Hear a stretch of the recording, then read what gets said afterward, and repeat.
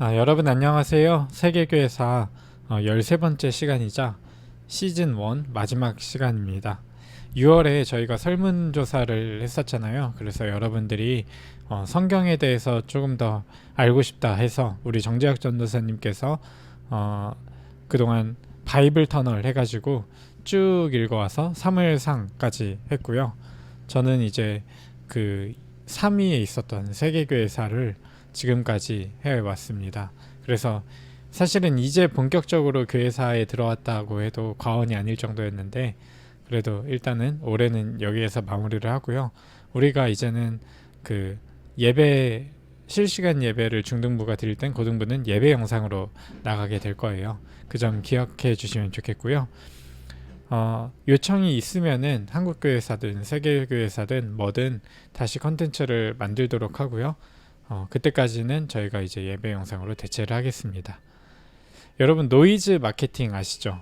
그 정치인들이나 연예인들이 자기를 알릴 때 꼭 좋은 일로만 알려지는 게 아니라 굉장히 안 좋은 구설수에 오르면서도 그 연예인이 그 조명을 받게 되는 거를 노이즈 마케팅이라고 하죠.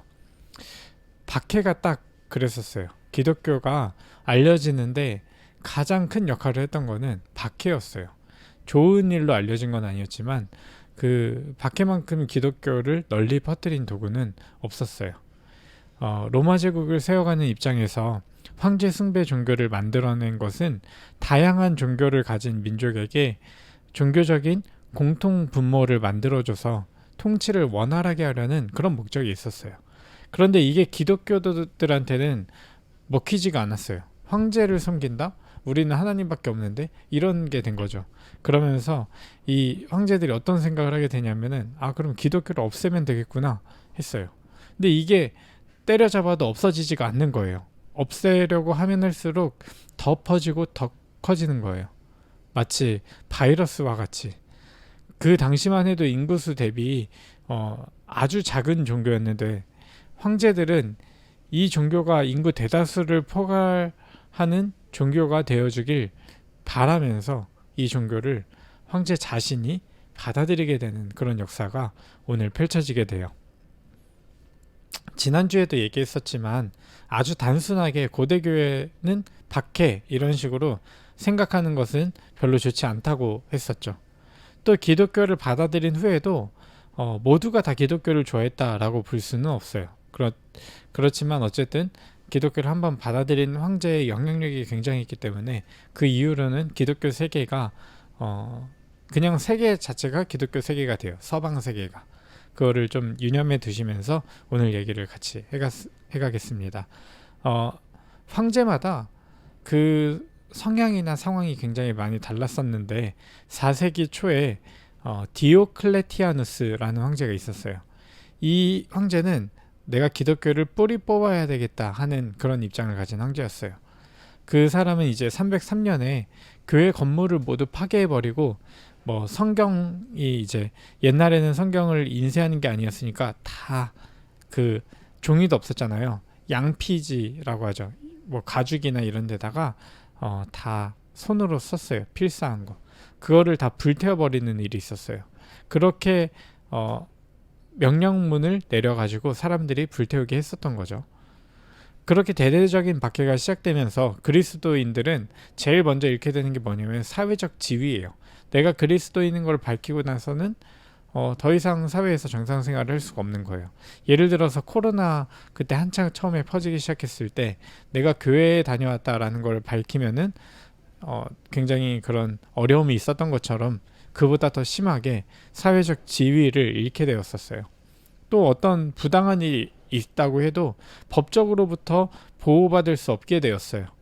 또 이어서 성직자들을 체포하라는 명령문이 내려졌어요. 처음에는 이 그리스도인들을 회유하려고 설득해가지고 이제 로마의 신민으로, 로마의 그 황제를 숭배하는 사람들로 살게 하려고 했었는데 결국은 그게 잘 안 먹히니까 그리스도인들을 죽이라는 명령을 내리게 되었어요.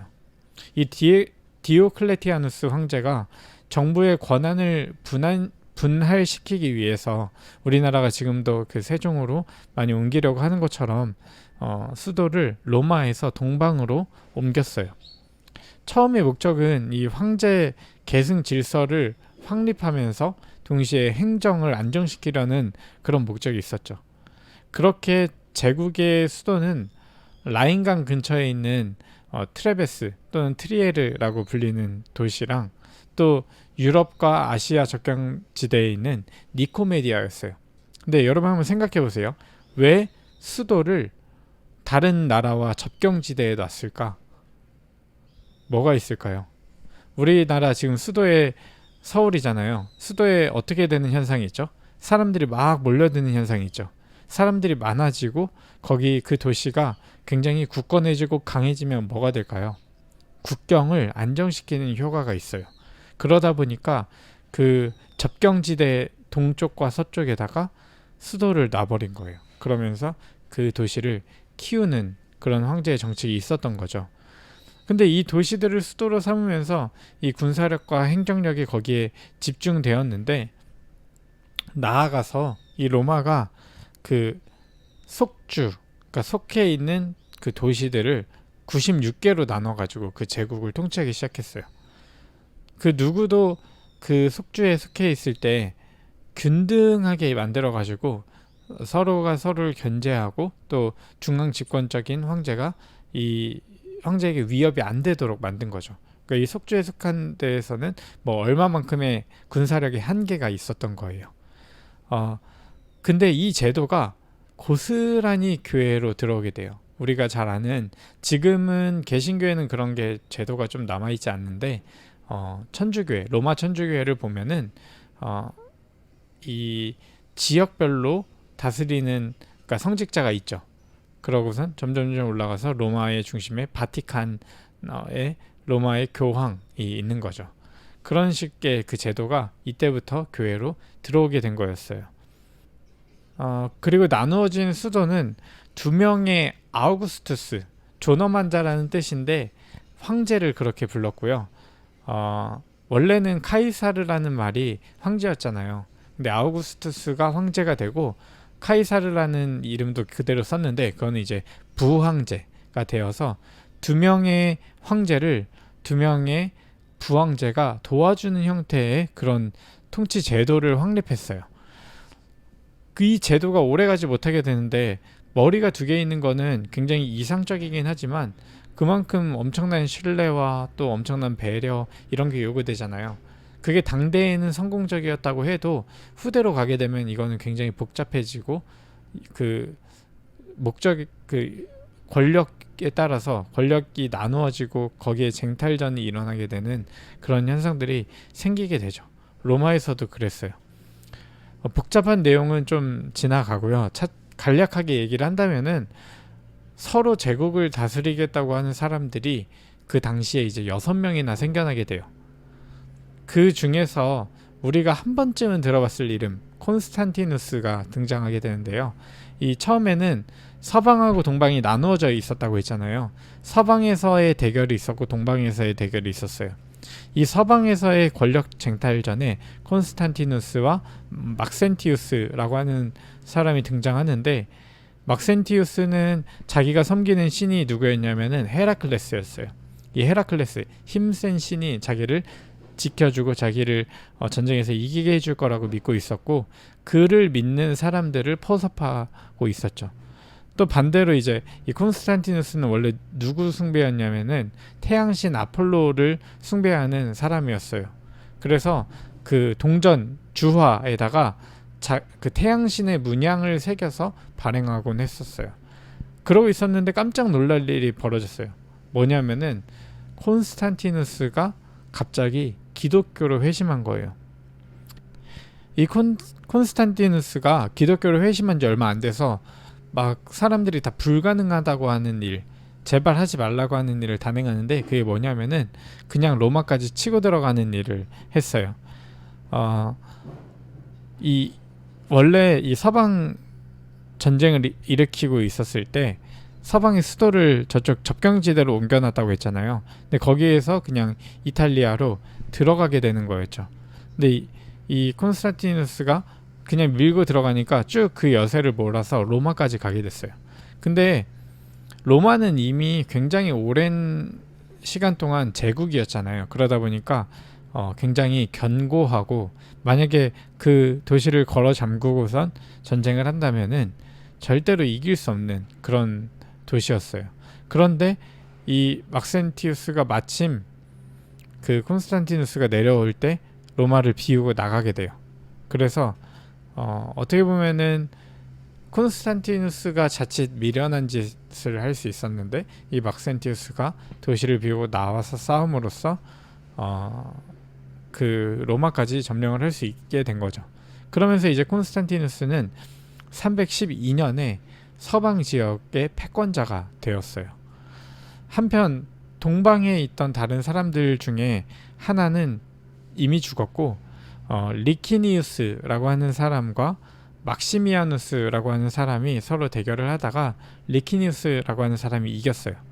근데 이제 서방에서 콘스탄티누스가 올라왔고, 동방에서 리키니우스가 올라왔으면 황제는 둘이 될 수 없죠. 둘이 싸워야 되겠죠. 그러면서 이제 콘스탄티누스와 리키니우스의 대결이 펼쳐지게 된 거죠. 그 대결에서 누가 이겼을까요? 네, 당연히 우리가 기억할 수밖에 없는 이름, 콘스탄티누스가 이기게 되었어요. 그러면서 이제 324년에 로마 제국의 유일한 군주로 콘스탄티누스가 떠오르게 돼요. 지금 이게 교회사랑 무슨 상관이 있냐, 도대체 로마의 역사를 하는 거냐 할 수도 있겠지만, 여러분, 아까 콘스탄티누스가 이 전쟁을 하기 전에 뭘 했다고 했죠? 원래는 아폴로 신을 섬기다가 돌연 기독교로 회심을 했다고 했죠. 이게 엄청난 일이에요. 원래 지배를 당하던 민족의 종교인 기독교가 갑자기 로마 전역을, 그것도 뭐 아버지로부터 황제 위를 물려받은 게 아니라 자기가 쟁취한 그런 굉장한 힘 있는 막강한 권력자의 종교가 되어버리는 사건인 거죠. 마치 우리 국회의원이 그 교회에 나오면서 사람들의 지지를 얻으려고 하듯이, 옛날에는 그 종교를 통해서 사람들의 마음을 얻으려고 하는 것들이 있었어요. 지금이나 마찬가지지만, 근데 이 콘스탄티누스가 믿었던 기독교는 그런 역할을 하진 못했어요. 왜냐면 다른 종교들은 더 많은 신자들을 가지고 있었는데, 기독교는 로마 전체 인구의 10분의 1도 안 되는 아주 작은 종교였어요. 그러니까 이 콘스탄티누스가 기독교를 믿는다고 해서 인구수로는 별로 도움이 될 만한 게 아니었죠. 근데도 이 콘스탄티누스 눈에는, 제가 콘스탄티누스를 완전 순수한 신앙인이다 이렇게 말하긴 좀 어렵고요. 이 콘스탄티누스는 기독교 안에 한 가능성을 봤던 것 같아요. 이 기독교가 정말 세계 종교가 될 만한 그런 자질이 있구나라는 것을 봤던 사람이었던 것 같아요. 적어도 그는 우리는 이제 그런 생각을 하진 않지만, 이 옛날의 사람들의 생각에는 전쟁은 신들의 것이었어요. 그러니까 신들의 전쟁이었던 거죠. 그러니까 예수라는 신이 다른 신들보다 더 강하다라고 이 콘스탄티누스는 생각했던 것 같아요. 어쨌든 그는 이제 자기 자신의 싸움에 이 기독교를, 하나님을 끌어들이게 되죠. 그렇게 이제 승리자가 된 그는 뭘 하냐면은 법을 만들어요. 법을 만들어서 이전에 다른 로마의 종교들이 누리고 있었던 특권들이 있죠. 그 특권들을 다 기독교로 가지고 와요. 그러면서 교회에다가 다 부여를 하는데, 일단은 그 전에 박해를 통해서 무너졌던 예배당들 있죠. 그것들 다 다시 지어요.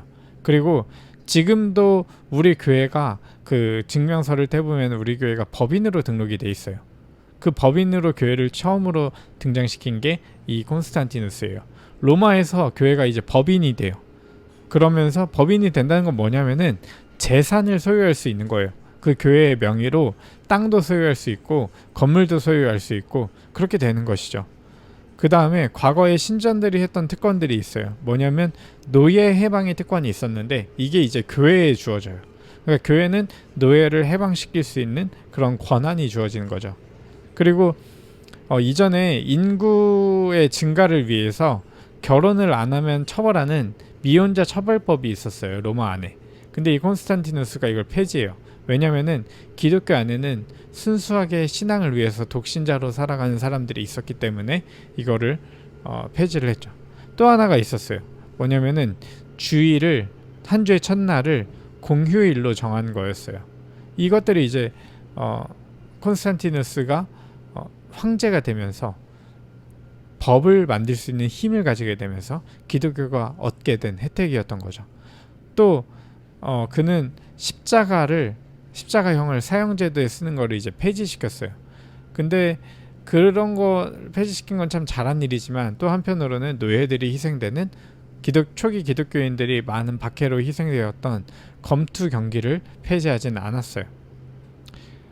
아무튼 이 콘스탄티누스 시대는 그리스도인들에게 제국에 대한 태도와 또 시민으로서의 태도에 급진적인 변화를 가져다 주었어요.